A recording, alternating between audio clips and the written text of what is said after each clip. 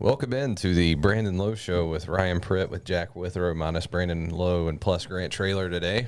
I'm Ryan Pritt. Whoever wants to show up. Yeah, it's just become the podcast with three dudes from some companies that have some part of the show now. So I'm glad to be back. I missed Friday, right? Had a little bit of a situation we can talk about here in a little bit. Yeah, that was interesting.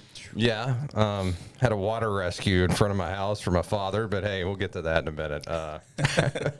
We got Grant Traylor beside me. It looks like, Jack, when there's those real life depictions of somebody and they get an actor that's just way better looking than the guy they're portraying. This is what this looks like over here. Boom, right here. Sorry, Brandon. It's crazy. What's up, Grant? Hey, nothing. It's good to be here. Obviously, love being with you guys too and talking sports, and just an exciting time of year. The weather's getting better, sports are getting good, so a lot of fun. Jack doesn't want to hear about weather getting better.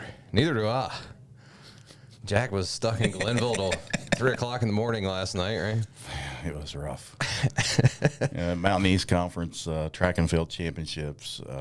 The first day is always a long day because you have the decathletes out there and the heptathlon, decathlon. Sorry if I mumble my words this morning, but He's dragging it was a little after bit. midnight. Should have gave him one of these monsters. Very true. Yeah, but we had that going, and it was just a long day. Of course, I was up there for 2 days with video productions in the Mountain East. We're doing their championships now, and so got to the last event, which the last two events are the 10,000K for women and 10,000K for men. So they run the women's, and the men get out on the starting line. They call for the starter. He walks out the tent and immediately walks right back in. Of course, they have radar systems, beyond my knowledge, but they can pinpoint lightning, and so they had lightning in the area. So it was a 2-hour delay. It was originally supposed to go off for 7:55 or 7:45, and it finally went off at 9:55 last night for the 10K for the men. And they For run one that. event. Yeah, That's in Glenville. yeah, in Glenville. So I'm sitting in Glenville. And I get a text from my wife, dinner's ready, like at 7:30. I'm like, but I never did see it because I didn't. But Hope you had in the some good downtime, I foil. saw it. I'm like, I don't think I'm It's going to in make it. foil in the refrigerator Yeah. when you get back with Yeah. a note that said, I tried really hard. And it says blankets on the couch. Don't wake me up. Yeah, exactly. So a long day. I had my brush with weather Saturday. The MSAC softball tournament was just awesome, as people who probably Speaking live of weather, within we a got mile old or two Spencer here. right here. Yeah, Spencer would have helped us Saturday. Hanging out with us. That was it never goes according. And then I love that Luke Creasy, who works at the HD now, the Marshall writer, is he's like retweeting my tweets like, man, this poor guy. And then I look up and he's in a 24-4 baseball game. Wow. And not only that, but it was a 4-hour delay for a 25-4 baseball game. 25-4. Charlotte hits 8 home runs in the game. Wow. It was. Not a good week. I was going to say, Ryan, with you, which one was more weird, Friday or Saturday? Because, you and you had Friday. a wild weekend. I was telling Luke that whenever he and I talked on the phone, I was like, listen, Pritt's had a 24-hour stretch that I don't envy whatsoever. So Friday was just terrifying, and I'll tell a story real quick. But first, we will have Marshall catcher Katie Adams here in just a few. Public speaker extraordinaire, maybe the worst base runner in the history of Hurricane High School, and we'll get to that in a little bit. Friday, I'm ready to come in, man. I'm in the shower, We're gonna be on the show. Brandon's here, and you're here, and we have no guests, so we're just gonna Kick it. shoot it for a while, and I'm ready to go.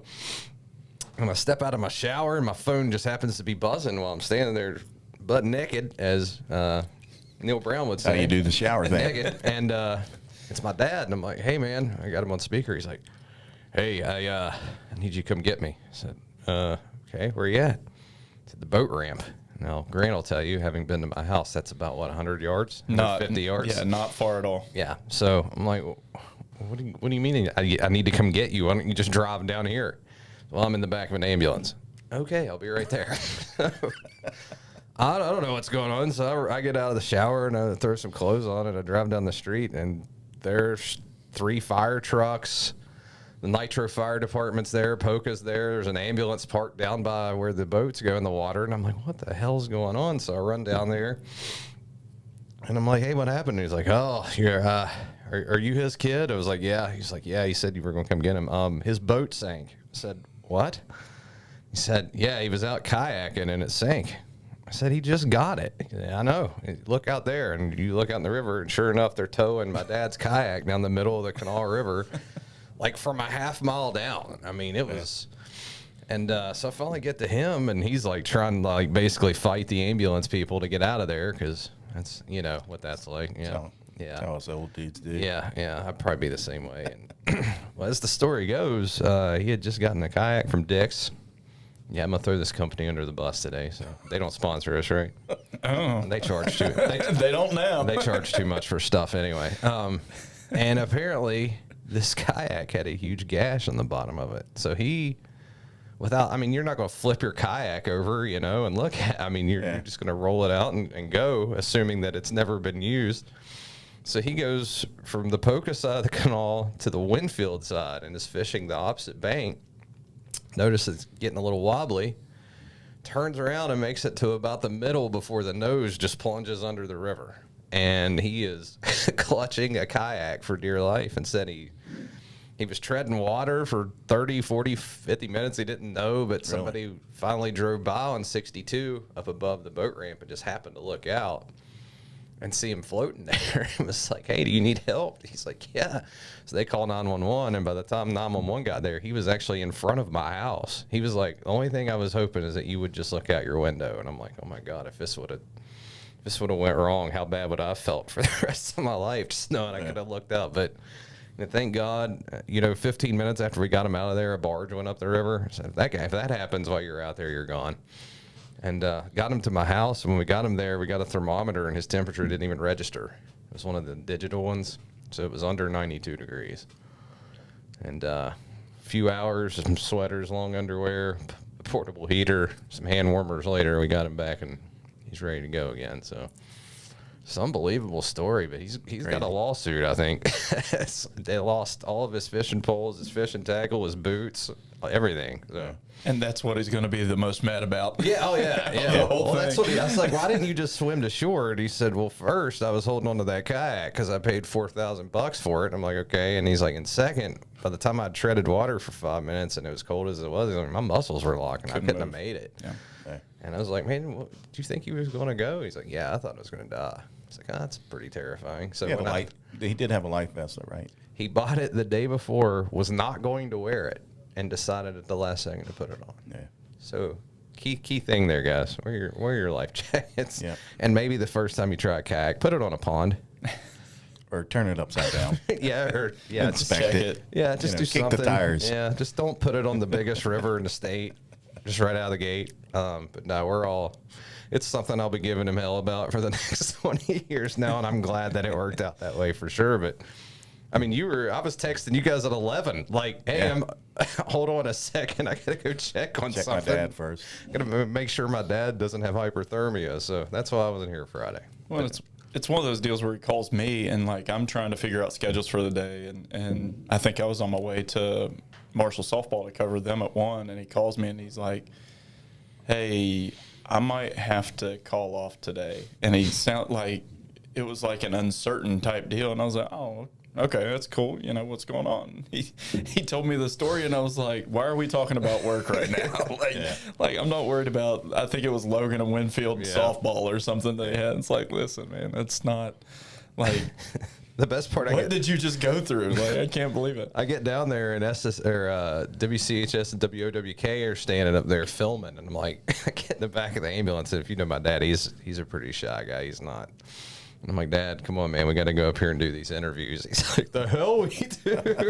And we get home, and it's noon, and I turn the TV on, and there it is, like the lead story on the noon news. And that's the moment that he was talking to me on the phone. He's like, well, hell, we're famous. Yeah. So pretty wild. Glad everything worked out so well, though. Yeah, I mean, man, it could have been so much worse. It's great that we can sit here and joke about it. He's actually in South Carolina now, driving to Florida, where I will be flying out to tonight. So more fishy.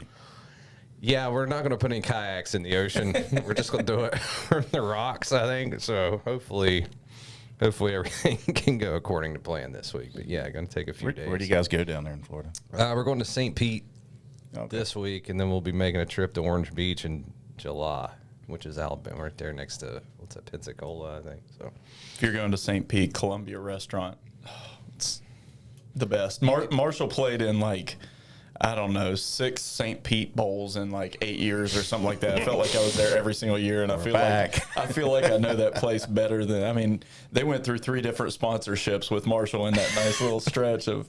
It was Bad Boy Mowers. It was all sorts of stuff. The city of St. Pete. So. that's the best thing about traveling with him for work. You can go to Russia, and he'll be like, dude, there's a restaurant, okay, right there on the corner of whatever, and dude, it's the best food you'll eat, man. I'm a 400-pound guy in a 200-pound body, and I don't know why. You would never tell looking at us. I eat a quarter of much as he does. I mean, and I get huge, and he just walks around like, okay, I need to eat again. Lunch was an hour ago. I'm like, dude, I'm not eating until next week. What are you talking about? So, I love me some food. Yeah. all right. Well, it's about that time. You want to take a break here and bring Katie on and see what she's got to say for a little while? Yep. Let's do it. We'll do it. We'll be back. All right. Stay tuned. All right, guys. Welcome back to the Brandon Lowe with Ryan Pritt with Grant Traylor with Jack Withrow with No Brandon Lowe show. Is that better that time? I'm just working on how I can say it. You nailed it. All right, cool. That's pretty good. That was right in a row. It's almost like I was rehearsing that. That's how good I am. I gotta make a new graphic now.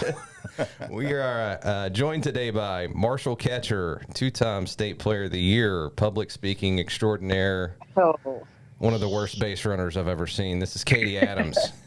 Hello. How are you, Katie? Listen, you're never going to let me live that down. Well, I had to bring it up because literally I was covering a game in Hurricane the other day, and I was talking to Megan right after a tough loss. And she said, you know, if you look out on those signs out there, you won't see an undefeated season. And I said, yeah, because Katie Adams doesn't know how to tag up at first base, right? I know. I got so excited. Every bit of softball knowledge that I had went out the window. Yeah, that's always going to be the one blemish that you get to look out in the outfield and see. But it worked out for us. Yeah, I think I was it going worked to say, out how okay. many No one wants to be that perfect, wins? right? How many wins did you help produce in your 4 years at Hurricane? And the one thing Listen, I don't know about how many wins, but I know about exactly how many losses. Yeah, well, as long as I'm around, you're never going to forget it's that always one, dude. that one time. And the public speaking, and that's listen. The public speaking thing's on you. Hey, that dinner was yesterday, by the way. I thought about signing you up to come in and like So sad keynote I speak. missed it. Well, it was funny. After our senior day, we had a social with our parents and the coaches at Fat Patty's, and Coach Smith walks up to me and she said, you know, we're going to let you all get up and speak for a minute if you all want to. And man, my mom even looked at me and she said, this is just like the dinner again, all over again. I know. For those that don't know, I got to give a little preface on those stories. Katie was the 2-time State Player of the Year, and as part of that, you appear at the Victory Awards dinner, where I introduced her, but she did not know she had to give an acceptance speech, and we didn't tell her until she had to go do it. So she was, I think you didn't talk to me for about 6 months after that. Is that right? Yeah, you know, and then I get a text. You come into the next year's dinner? I think I'm busy that day, Ryan. And then the first story. This is what year was it, Katie? What year was 37? That would have been my senior year, So that was 2017. 17. Hurricanes undefeated. They're playing at home. They're in a 2-2 game, 7th inning, bases loaded. Literally the fastest kid who's ever played softball in the state of West Virginia standing on third base. Is that pretty accurate, would you say, Katie? Well, see, the thing is that Kirsten also took off. If you watch the video back, she takes off like it's 2 outs too, as well. Okay. And I'm just the one that ended up getting doubled off. So you got Kirsten Landers, who I'm not kidding, probably is the fastest player in the history of the state, standing on third base. 100%, yeah. Bases loaded. Katie's on first, and was it Scruggs that hit a fly ball to center field? I think senior year it went Kirsten, Jamie, me, Paige. Yeah. So Scruggs you probably would have been up to bat. Yeah, Scruggs lifts a fly ball into the outfield. It's caught, this is the easiest sack fly that, I mean, Kirsten Landers could run backwards home that fast. I could have just sat down on first Yeah. base and we would have won the game. And Katie's running off of first base like there's 2 outs, and so the outfielder throws back to first and doubles her off before I'm not Landers the scores. fastest person. And then I'm probably one of the slowest players in West Virginia softball history. And then it goes to extras, and Huntington throws a 3-spot, and Josh Caldwell goes scorched earth on his team for about 20 minutes. So, That was a tough one. Yeah. There are way more highlights in this career than highlights. Let's talk about the winning the states. Let's remember that one instead. I was going to say, I seem to remember that you delayed a couple softball games by hitting bombs onto the field at Vienna. So, Yeah. But that never gets talked about now. It's always a tug. We're getting to that. Not enough at least. We're going to talk about that now. Let's start now with where you're at now, though. Pretty good season for the Herd down there. Would you guys finish your regular season? You got one more series, is that right? Yeah, so we go to North Texas this upcoming week to finish our regular season. And luckily, with the travel, that's where the conference tournament is being held, so we can just stay in Texas for, we don't have to fly back, and, it's not going to be as rough of travel. We'll already be there. But, yeah, we'll finish up at North Texas, and then the conference tournament will start Wednesday. So 32-14, and 20-1 at home, is that right? Yeah, yep. Only lost coming on senior day this past Saturday, but that's your senior day too, right? Yep. Katie, you just you went 20. 5 years. They're finally kicking me out. Well, talk a little bit about the season, what you guys have been able to do, especially at home. That's a hell of a mark, even with the one loss there. Yeah, I think we set the record for highest win percentage at home. Playing at the Dot, having our own fans, it's like we just feed off of our fans at the Dot. I mean, we have a great crowd that comes out. I mean, not just parents, but people in the community that come out and support us every weekend. I think that has a lot to do with, our success that we've had at home. And just all season, we're working together as a team. Everyone enjoys being around each other. We've had fun all season. And I think that definitely has helped with the success we've had so far. Well, Katie, you mentioned that series coming up this week. There's no bigger series in Conference USA softball this year than what's coming up this weekend. You all are locked in a tight battle for first place. North Texas is the #1 seed in the West, and it looks like they've got that locked up. How big was yesterday? And you all sort of struggled a little bit. I mean, offensively, you all were trying to find it. It's like the first game and a half of the Western Kentucky series was electric, and you all had it. And then for 2 or 3 games, it seemed like everybody was struggling. Yesterday, 5 home runs in the first 3 innings and a 13-2 win. How big was yesterday going into North Texas this weekend? Oh, it was definitely good to just get back on track. I mean, our offense had definitely struggled. I mean, even in the first 2 games of the series against UTEP, we only scored 4 runs, which is, really uncharacteristic of our offense. So it was good to just, get back to ourselves before we head into that big series at North Texas. I mean, I don't think in the past years that I've been here, there's never been this close of a race for first place. With us being tied with WKU, it's kind of leaving it like up to, how our series goes with North Texas and what happens, in other series that are going on. So it's exciting for sure. Obviously, you're not trying to look past this series, but that tournament is obviously going to determine, I think, postseason fates for the most part, probably. Yeah, definitely. How do you prepare? How do you get ready for that? No matter what happens against North Texas, it's going to be obviously pivotal, that tournament. And is it easier almost knowing you got to win it to get in, or does that make it tougher? How do you kind of deal with all that? Yeah, I mean, we should be in the tournament already. Like, I don't know how the numbers work out, but I mean, this series, just for seeding for the tournament, it's huge because if you're one the #1 or #2 seed, then you don't have to play until the second day of the tournament, which starts double elimination. So, I mean, it's huge to get, a good seeding, and it just sets you up to be in a better spot for the tournament. But we'll just have to see how it all pans out, for sure. When you look at this season and what you all have been through, I mean, you seniors have been through a ton. You look at the COVID year and that shutting down a year in which you started out much like this year, started out red hot. How difficult has it been to come back from COVID and sort of get your legs and everybody getting back into a rhythm and resume normalcy, considering that for the better part of a year and a half, it was, even workouts and the schedule. People don't understand that side of a student athlete, do they? Like, everything was so flipped upside down for so long. It's sort of like this is just now when you're getting your legs back and getting back to normal. For sure. I mean, this is the first full season we've been able to play since 2019. I mean, obviously the year got cut short in 2019 when COVID started, but even last year, it was the first year we've ever opened up at home just because we kept, having COVID pop up and having to cancel games. We didn't play near as many games as, we should have last year. And it's just hard to get on a roll. I mean, you don't know, who's going to be available this weekend if we have a COVID outbreak, and, we can't use our locker rooms to where it's hard to, just kind of be around your team. You have to wear masks. Workouts are different. Everything's different. So I think this year it's the first, normal year we've had, and just being able to get on a roll and be able to play the 40 plus games that we play and not have to worry about as many cancellations or, different travel restrictions. It's been great to finally, have some normalcy again. Shift gears a little bit here. One of your former teammates is now a coach in high school. Were you aware of this? Oh yeah, Mathis, big country. Oh yeah, and doing quite well. I mean, they're the top seed in what's arguably one of the toughest sections in the state. And I got to see her coach against Megan, which was kind of fun and surreal. But yeah, how much do you keep up with teammates with that kind of stuff? And what's the chances we see you coaching someday soon? Me and Megan have definitely talked about it because next I'll be finishing up my second degree next year. So I'll have some time on my hands if I do decide to coach a little bit. But no, with Mathis, I think it's just crazy to think back.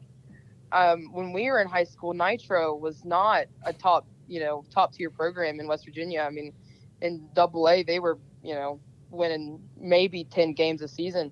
And now to see, obviously she has her little sister and a lot of talent in there now, but seeing what she's been able to do with, the Nitro team, it's pretty crazy to see.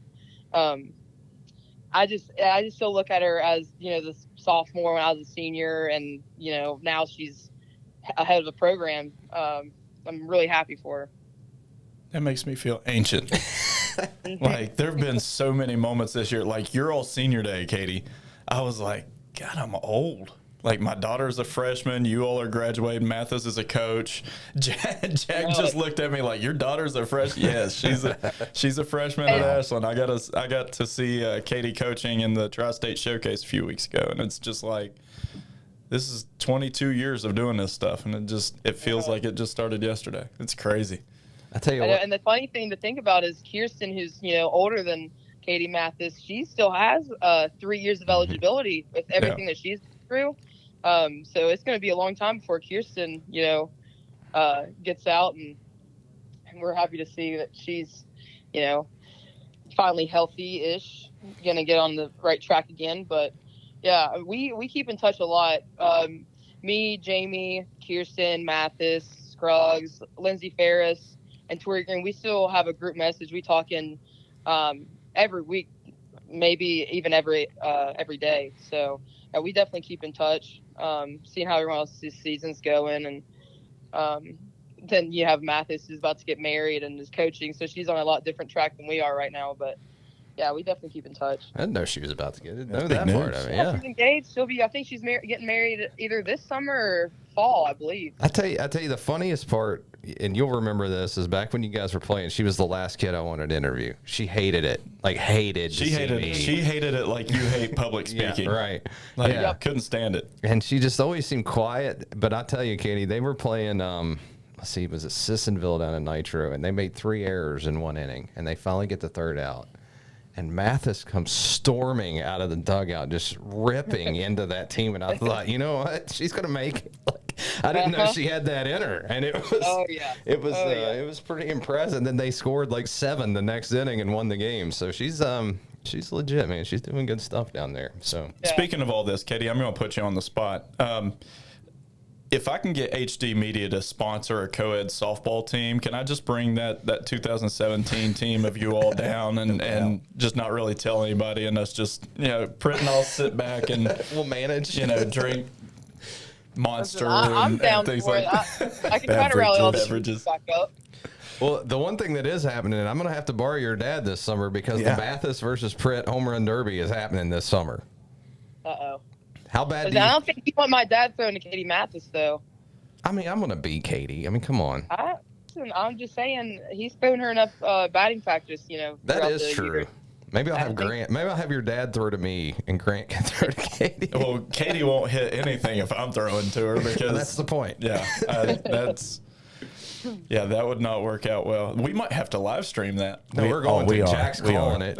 Jack and Brandon are I might have announcing to it. get on the action. Yeah. Katie, please you need to come do. up and get in on the action. Katie's been out of the game. I think she's probably just only hitting fungo these Well, days. that's what she's got. Warning track power now. I'm not worried Yeah. about that. All I do is hit bombs. Shots fired. We need to do a celebrity home run derby. Get sponsors. Make it an all-day event. Yeah, this has been a year-long plan, and Let's Katie's do it. already We in. do with it. We that. do it the weekend before the state tournament.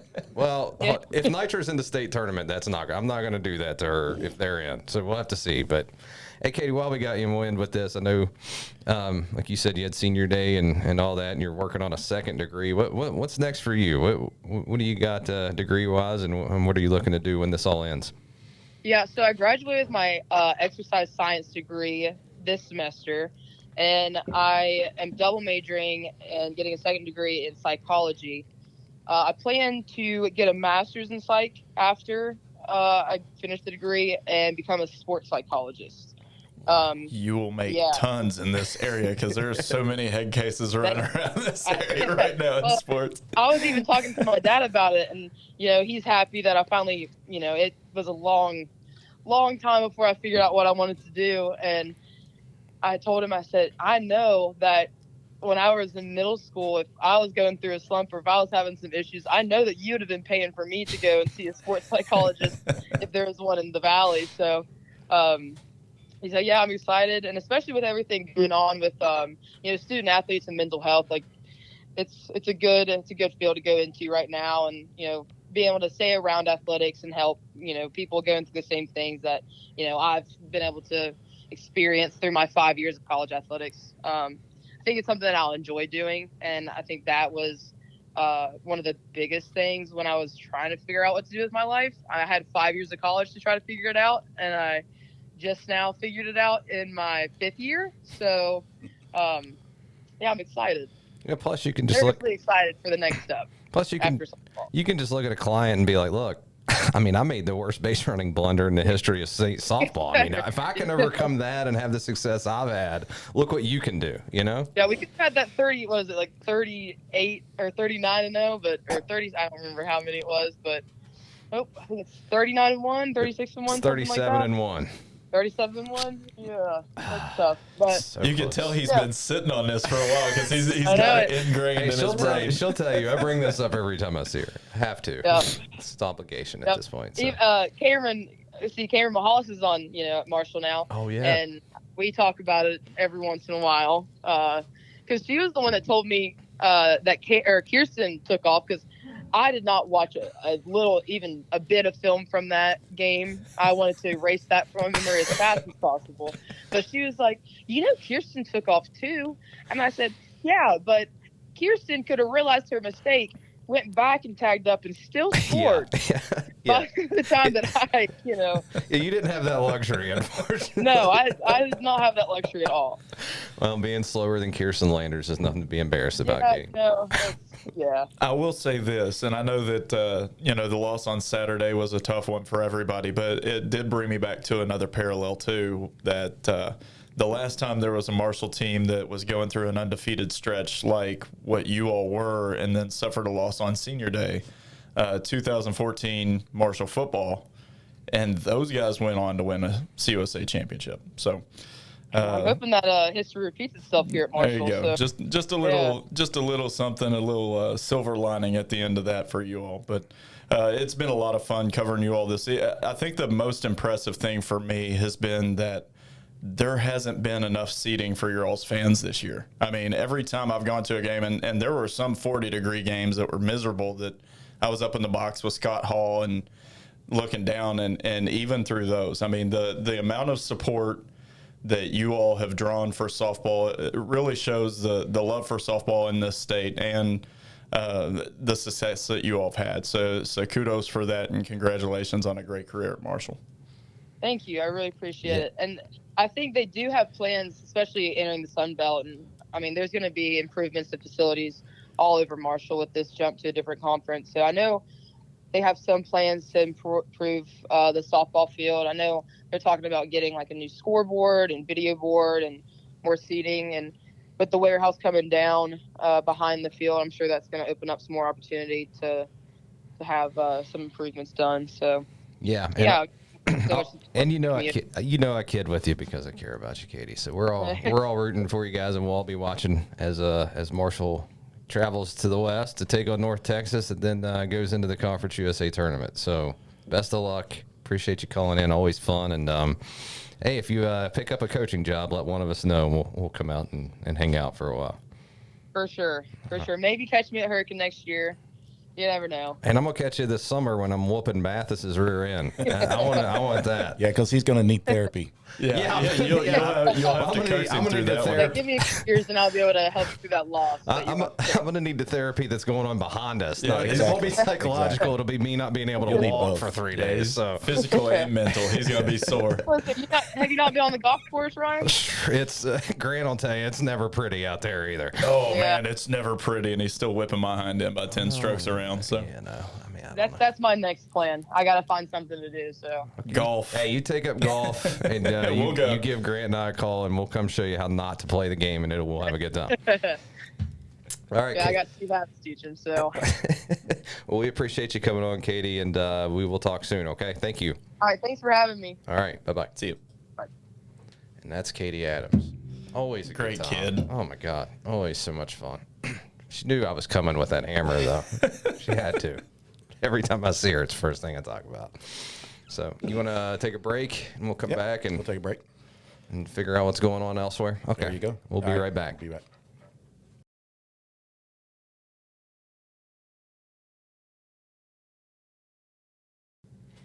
All right, guys. Welcome back to the Jack Withrow Show with Grant Traylor and Ryan Pritt without Brandon Lowe.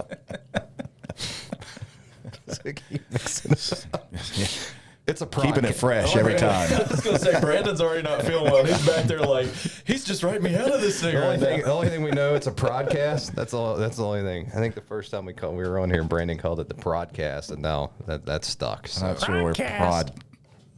Because prod's a funny word. That's when you just going with radio prod. I don't know. Turn up the video. Anyway, So for a minute, let's touch on the Marshall baseball thing we brought up on off air. That's while we got this guy to the right, might as well use him a little bit here. So what's going on that front, Grant? Fill us in. Well, I know that everybody in Huntington has heard this for 50 years. I mean, but there is going to be a baseball stadium coming to Huntington.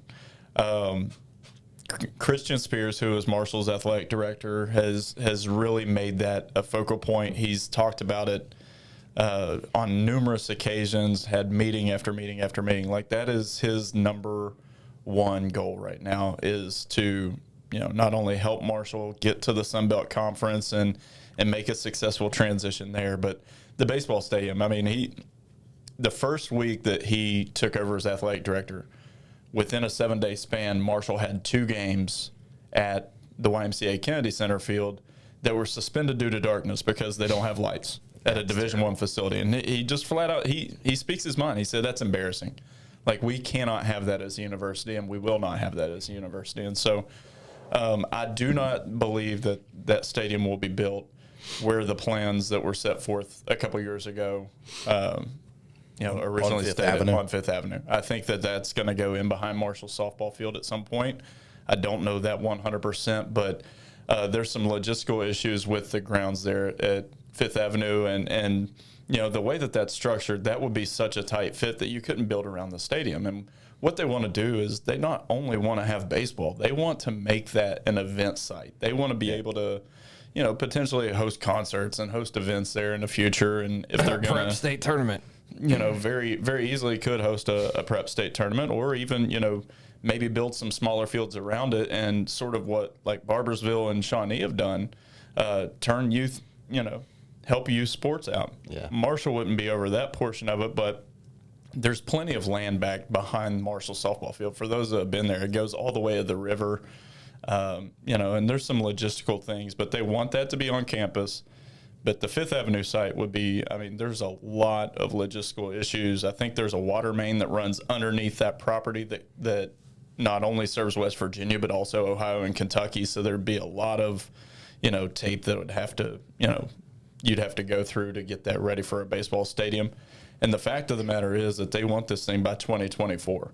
And that's something that Christian Spears has told me, out of his own mouth. He said, we've got to bump this thing up. So I do expect within, I believe the athletics committee meets in June is their next meeting. Nothing was announced this past week and a half, but from what I hear, I would expect some more news in June as far as the logistics for the baseball stadium and the next step forward. But he's being very aggressive. And the thing that impresses me about Christian Spears is he's a sports version of Brad Smith, who took over as Marshall University president.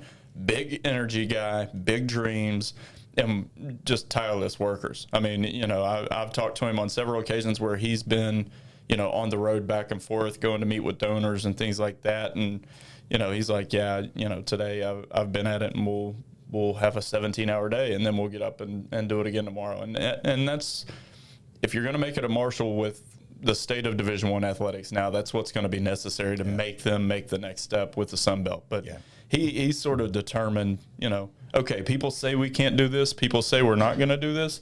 Fine, we'll show them that we're going to do this. So it's really exciting to see and kind of refreshing to see in Huntington. Yeah, you got to have somebody in that position that's aggressive, for one, and that can think outside of the box, because you got to be creative. Yeah, and that 100%, him and Brad Smith both are on the same wavelength with that. And I think that, Marshall made a very good hire. And I have all the respect in the world for Jeff O'Malley. Like, I've known that guy since I started in this business, and a lot of Marshall people weren't necessarily thrilled whenever they went outside to bring somebody in. But those two working together, because of O'Malley's knowledge of Marshall University, of the landscape of Huntington, the field that he's gotten for the university, plus Christian Spears, an outside the box thinker that's, going to produce money and sort of, he's not afraid to spend money too. He knows that it's going to cost some things, but he's not afraid to do that, and instead of, counting costs and things like that. So it's going to be very exciting over the next few months to see, like Katie was talking, even the softball field's not old. I think that it's a decade maybe. I think 2013 is when it opened, and already they're looking at expansion and doing some upgrades there. So that's the generality is that Marshall is going to vastly improve its facilities over the next little bit to get ready for the Sun Belt, so they can be a top-tiered team in the Sun Belt. Yeah, we had Coach Huff on a couple of weeks ago, and it's important. I'm talking about the baseball stadium. That's one of the things he brought up. He brought it up. Yeah. So, well, and that's another facility. Like, if you're a football recruit and you come to Marshall and there's baseball players, taking ground balls on the turf there, and they don't do that necessarily as much anymore, but they used to do that because, George Smales Field, if there was rain or something like that. If you're a football player and you see baseball players out on your turf, taking ground balls, things like that, that might be a little bit of a turnoff. So, Charles Huff gets it that, all sports need to be at tip-top shape to be able to recruit, especially against the Sun Belt, because there's some talent-rich areas that they're going to be going against. You look at Myrtle Beach, you look at Louisiana and Mississippi and those areas, they're going to have to step their game up to be successful. Otherwise, it's going to be a long 4 or 5 years for Marshall. So they're actively getting after it, and that starts with the baseball facility. Yeah, as a baseball guy that I'm excited for the just Sun look Belt at him Marshall. Wearing that baseball shirt today, isn't he? I like that. I like It's that, a good man. looking shirt. You guys weren't here, but I got my umpire hat on.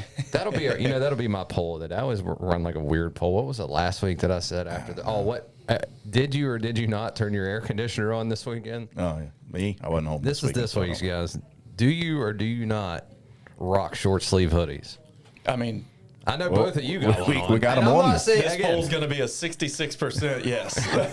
I'm not saying, no, I'm pulling the Twitter people. I'm not saying there's anything wrong with it. I'm just asking because Hey, when I do not when own it's one. given to me for free, yes. that's a whole other. Yeah, but see, that doesn't even count on the poll because I wear bought anything. this that's one. but I love them. I've bought some of those. I love before. them. Okay. Yeah. Okay. So comfortable because Again, I'm not Comfy. saying it's wrong. You I gotta be just I comfy. don't it's, have any. it's a comfort issue, and you know, we're out at field so much. Like I said, if there's a pop-up rainstorm or something like that, then yeah, you've got the hood. It can protect you. But honestly, I just like the feel of them.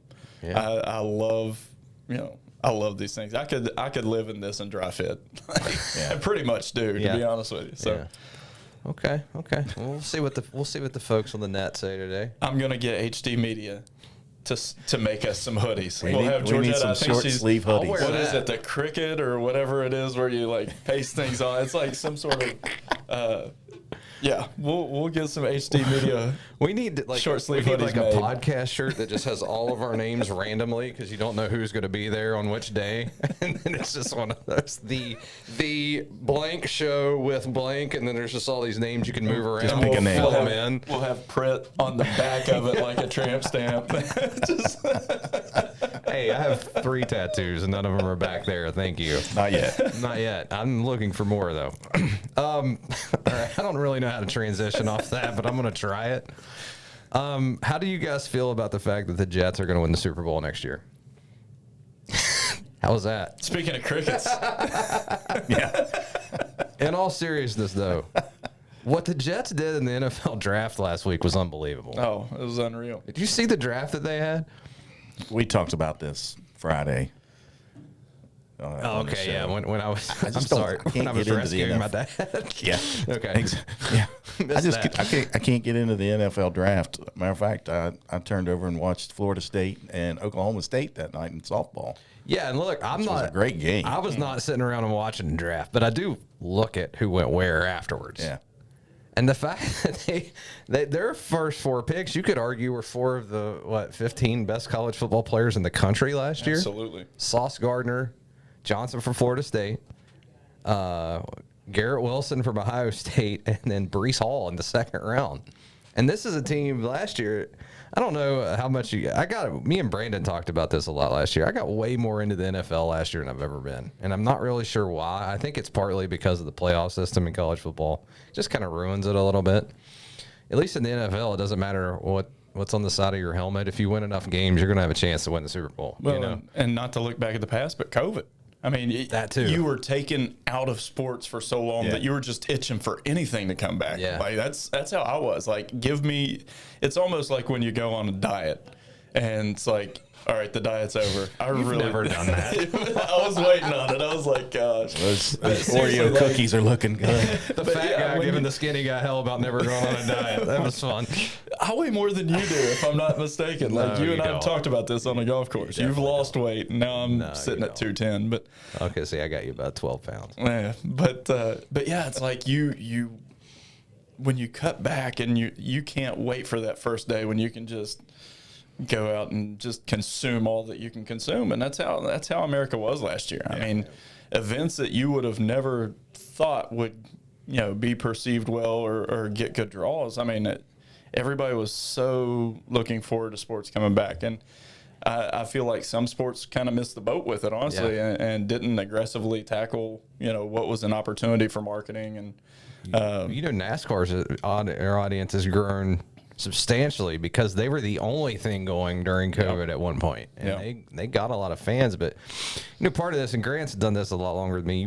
When did you start beat writing for Marshall? Obviously, it's not what you're doing right now, but that was goodness. a long 20. I started with, if you count it, I started as the beat writer for the Parthenon in 04-05. And then I was there for a couple years, went to Ashland full time and covered Marshall sports for Ashland. No, I was more high school than Marshall because Marshall isn't a huge draw Right. in Ashland. But 06 and 07, I was in Ashland. And For then almost 20 years. 2000, I was secondary on Marshall Sports from 2007 to 2010 in Huntington, then took over full time 2011. So I've been doing the W thing for 2 years, and 2 football seasons. And one of the things I never realized would happen, I was such a fan of college football nationally 5 years ago.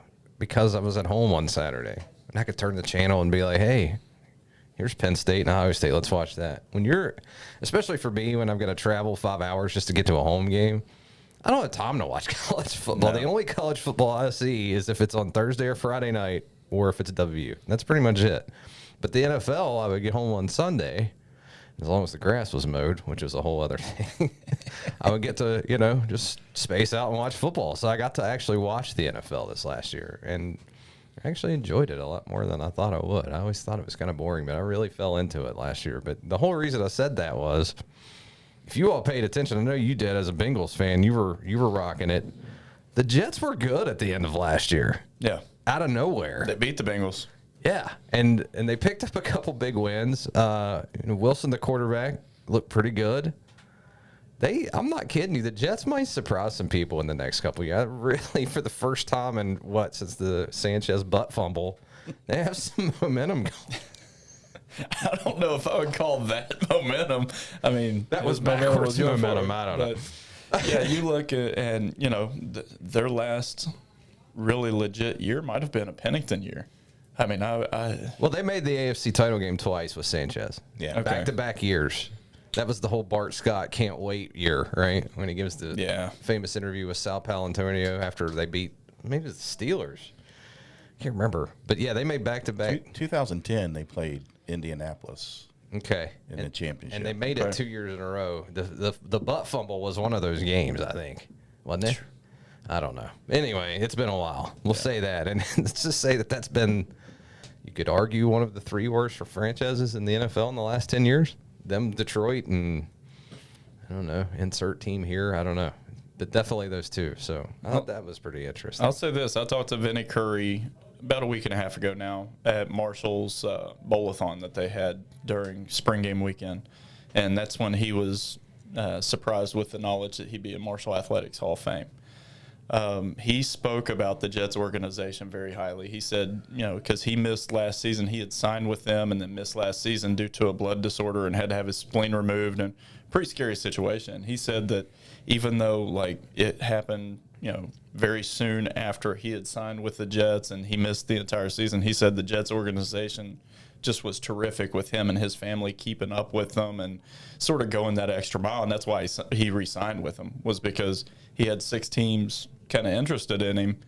And he said that the fact that the Jets were that loyal, I had to be loyal to them. Yeah. So, I mean, maybe things are turning around up there. Something to watch next year for sure. You probably get some pretty good betting odds on that. Might have to look that up, see if I can't lose some money today. Jack, you want to give us a couple good minutes on the MEC? What's going on? Winding down regular season in the baseball and softball MEC. Softball.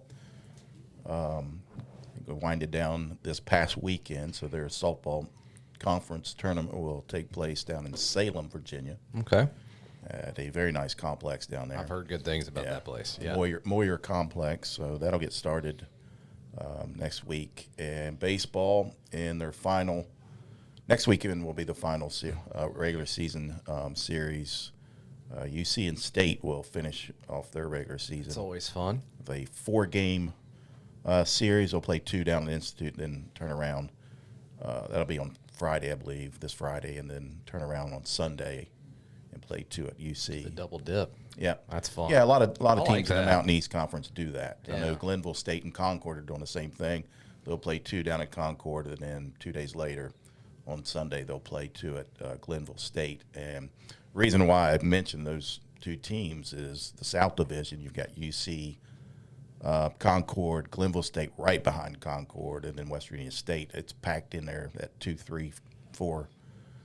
So it's going to be interesting here this last weekend of baseball. Of course, Concord and UC are playing today. Yeah. Good weather today. Yeah, they played Saturday up at UC, and UC took 2 of them from them.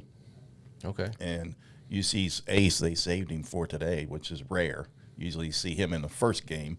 Yeah. And they kind of mixed it up, and so he's on the mound for the game 1. He's 7-0.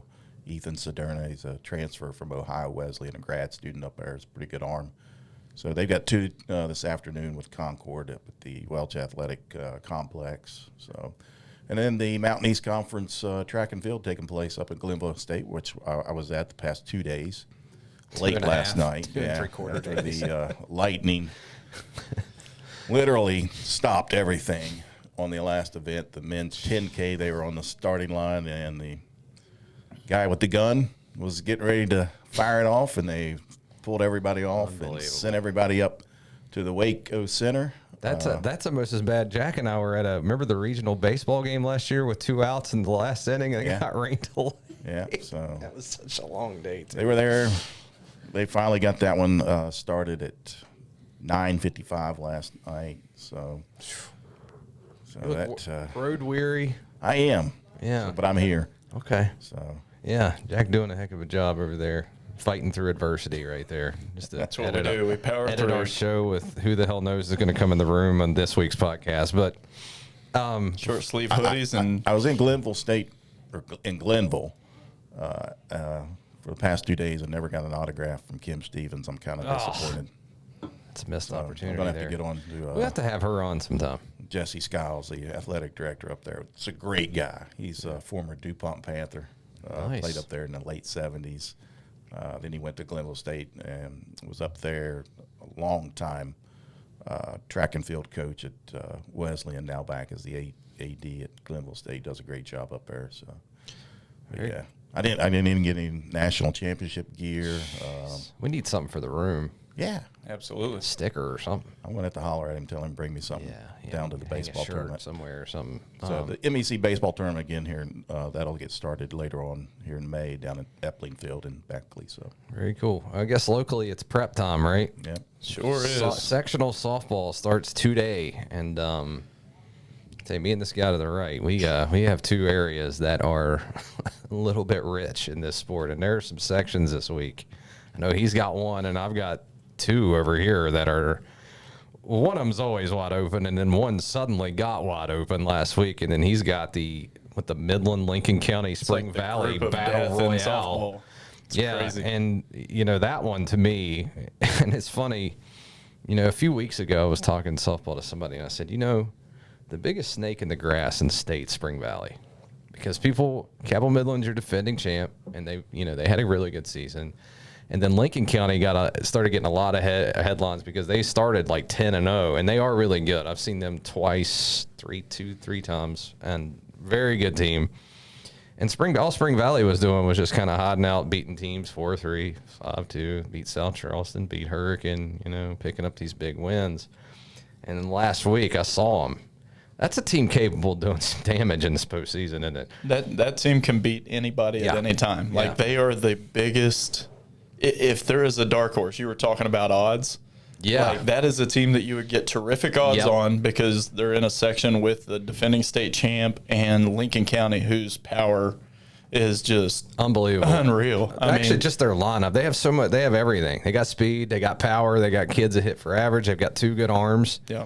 And they are, if I had to say the most complete AAA team I've seen, it probably is them, like on an average day. But this just feels like AAA is more wide open this year than it has been in a long time. Yeah. I mean, talking about Lincoln County, 1, 3, 4, 5, and 7 hitters can all go yard at any time. And I saw it down in Ashland a few weeks ago, and they are just so solid. Tommy Barrett's got things going with them, but you wonder if the adrenaline for that section is going to be so high. Is there a letdown once whoever advances out of that section?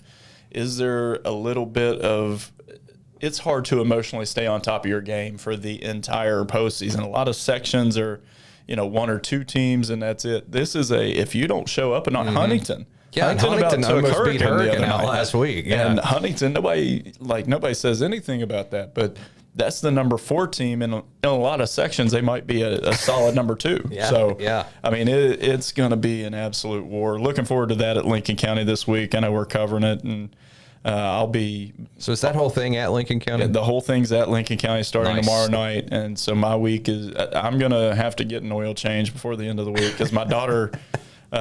Who plays for Ashland, I've got to go to Wheelersburg, who is one of the top teams, should win a state title in Ohio. So I think it's go to Raceland tonight, Raceland, Kentucky, Wheelersburg tomorrow. I'll be at Lincoln or Wheelersburg Wednesday, I think. I'll be at Lincoln County tomorrow night and Thursday, and then they go to Lawrence County, Kentucky this week too, and then Bath County for 2. So yeah, I'm gonna put some miles on old girl this week, but a lot of fun. Like I said, I mean, this is a time of year that we all live for. The weather is improving. Knock on wood. Sorry guys, I know your all's weekend wasn't great, but it's going to be a lot of fun watching the West Virginia postseason sort of fall out. And we've put a lot of hours into our scheduling. You and I have talked about that whenever you weren't having some of the craziest stuff ever happen. We were talking schedules and probably put in about, I would say, a solid 15 to 18 hours this week just trying to figure out schedules to, make sure that we've got everything covered while he goes fishing. Yeah, sorry. Well, that's the thing, and he'll tell you, other than maybe the amateur, this is like my favorite week of the year because this is it's great. Basketball state tournaments too, but this is and like he's got one of these, and there's 2 more of them over here. And real quick, I do want to touch on the fact that while we're in Hurricane, they're pretty good too. They're 1 seed, and they've got the inside track to get whoever comes out of that Section O death that he's talking about. Yeah. So they got to take care of Ripley, Parkersburg, and Parkersburg South first, and in this sport, there is no gimme. So, But over toward this way, the one obvious one is the AA Region 4 Section 2, where you've got Winfield, Nitro, and Sissonville. Not only them, but Point Pleasant, who, if there's a school that has owned another school in any sport more weirdly than Point Pleasant has taken out Winfield in the last 10 years in softball, I don't know what it is. It's the most dumbfounding thing I've ever seen. It's a mental block. And Point's really good, and they've had really good teams. But there are times Winfield, what people don't realize, the first title that Hoover won in 17, Winfield had the best team in the state, period. The end. Courtney and Emily's senior year, they were the best. I saw them go to Hoover and sweep Hoover. I saw them beat Chapmanville that year. They were the best team in the state, and Point Pleasant comes down and just knocks them off 2 out of 3 and says thanks for the sectional title. Yep. And that's happened so many times. And Winfield's a 3 seed. Kennedy Dean's hitting 580. This is the best hitter in our area this year. There's a kid from St. Albans I'll get to in a second. It's close. 588 home runs. I mean, going to Youngstown State, she plays shortstop and catcher. This kid's a good player. And the last 2 years in this section, the 3 seed won it last year, and the 4 seed won it in 2019, and they went to the state tournament. So you're the 4 seed in your section, and you get to the state tournament. That's the kind of section we're talking about. So, and don't forget about Polka, because Polka took everybody to the wire. Nitro and Hurricane both to 10 innings. So, and they're the 5 seed. Yeah. And they have 1 senior and 2 juniors. Nitro's 6-0, and I was talking to somebody about this the other day. Lena Elkins is posting Delaney Buckner numbers. It's crazy, her numbers right now, and making one hell of a statement toward possible awards later this year. I mean, she's pitched every inning but 1. She's averaging 2.2 strikeouts an inning. She's walked like 23. And, oh, by the way, she's hit 5 home runs. This kid, I mean, I hope people appreciate what she's done this year, because I watched her strike out 19 Hurricane hitters.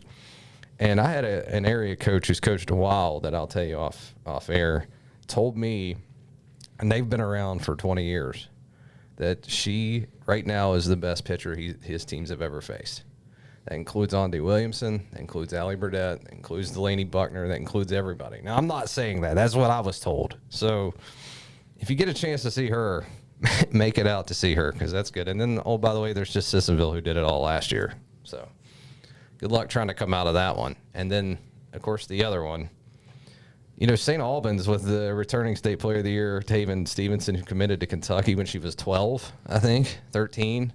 She's back, and I think, they lost 6 seniors, but they start out 15-1 or whatever, and everyone's thinking, well, South Charleston's having a decent year, but it's probably St. Albans. And all of a sudden, St. Albans has lost 3 out of 4, and they got beat by GW last week, who's 11-11. And, oh, by the way, Stevenson pitched that game.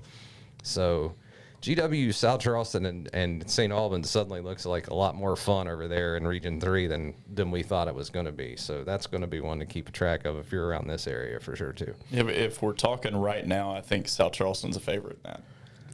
I hate to go against it, because they have put together some performances when they need to get pitching. They've been able to get pitching when they've needed to get bats going. They've gotten bats going. And so it's going to be really interesting, because there is a little bit – I don't want to call it a misfire, because St. Albans is so talented. They are. They're a talented team. But sometimes it just doesn't click at the right times, and that's sort of what seems like is going on at St. Albans right now. They could easily get it going and postseason turn it up, but South Charleston has been the most consistent out of that section. Well, here's the interesting part. Heading into this section, St. Albans is 1-3 in their last 4.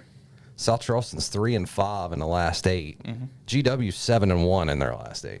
It's crazy. GW has not been talked about all year long. Not ever. Not once. And I mean, Ana Jimenez, who's their ace, is good. Now, she's not striking out 280 like Lena Elkins. She needs some help from their defense. The biggest difference with them is they have been a lot better fielding the last 5 to 7 games than they were early. If they can field the ball, they have bats.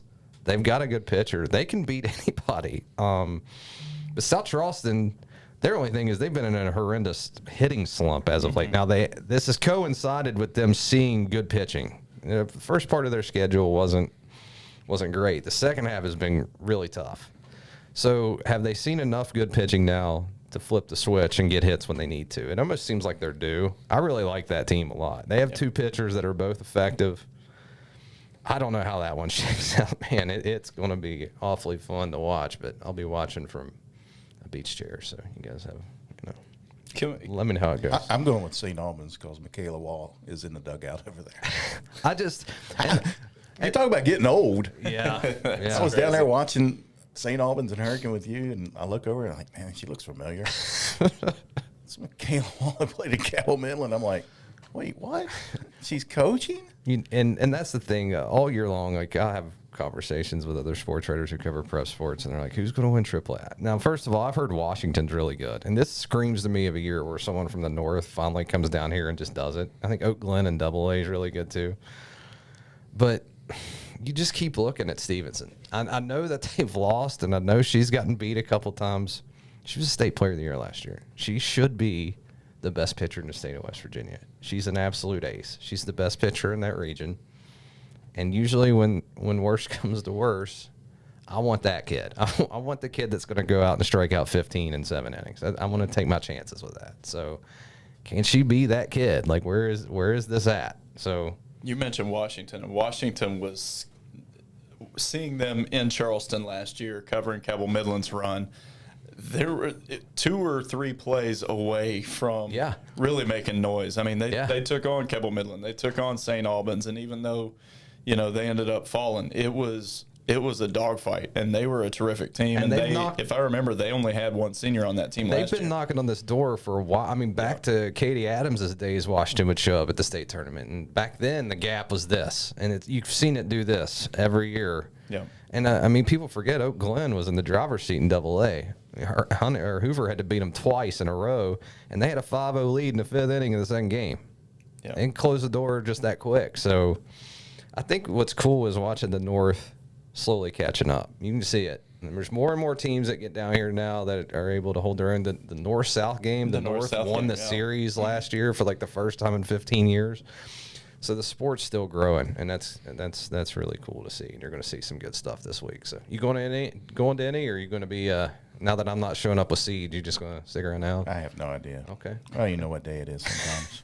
It's Monday. It's the start of sectional day, and I think we've got 5 games today and about 9 or 10 tomorrow. And forecast not looking great, though. Not for tomorrow. Yeah, that's why this week's schedule. I was joking around with Nick Scala and talking to him last night about our schedules and photo assignments and things like that. I was like, I've put all this into this week just for Tuesday to be a complete wash, and then we've got to scrap it and do it all over. But hopefully, we get some games in because, like you said, there's some terrific softball postseason action coming up. And oh, by the way, the MSAC baseball tournament's at Appy Power Park tonight and tomorrow too, so that should be a lot of fun. Oh, by the way, one more: Man, Sherman, and Buffalo in the same section. They're all 3-3 against each other. Yeah, they're the top 3 seeds. Seeing that Man was I think a 3 seed in that section. And by the way, they have one of the 2 to 3 best pitchers I've seen all year, regardless of class. Morgan Cooper's unbelievable. Yeah.